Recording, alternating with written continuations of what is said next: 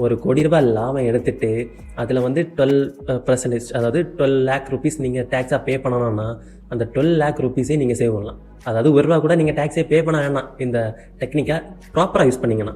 ஏன்னா இதில் நிறைய டேர்ம்ஸ் அண்ட் கண்டிஷன்ஸ் இருக்குது. அதனால் இதை கிளியராக கேட்டுக்கோங்க. அதாவது செக்ஷன் 54F ஹவுஸ் வாங்குறதுக்கான ஒரு லா. ஸோ இந்த லா படி நீங்கள் மியூச்சுவல் ஃபண்டை செல் பண்ணிவிட்டு அந்த அமௌண்ட்டை அப்படியே ₹1 கூட எடுக்காமல் நீங்கள் ஒரு வேளை 25 லட்ச ரூபா இன்வெஸ்ட் பண்ணியிருக்கலாம். அதுலேருந்து உங்களுக்கு ₹1 கோடி லாபமாக வந்திருக்கலாம். ஸோ டோட்டலாக 1 crore rupees அப்படி சேர்த்து நீங்கள் விற்கிறீங்கன்னு வச்சுக்கோங்க. அந்த 1 crore rupees அப்படியே ₹1 கூட எடுக்காமல் அப்படியே ஒரு லேண்டை வாங்கிடணும். அந்த லேண்ட் வந்து ஒரு வீடு இருக்கிற லேண்டாக இருக்கணும், அதாவது ரெசிடென்ஷியல் ப்ராப்பர்ட்டி. ஸோ வீடு இருக்கிற மாதிரி ஒரு லேண்டை வாங்கினீங்கன்னா அது அப்படியே அங்கே ஷிஃப்ட் பண்ணிங்கன்னா நீங்கள் ₹1 கூட டேக்ஸ் பே பண்ண தேவையில்லை. சரியா?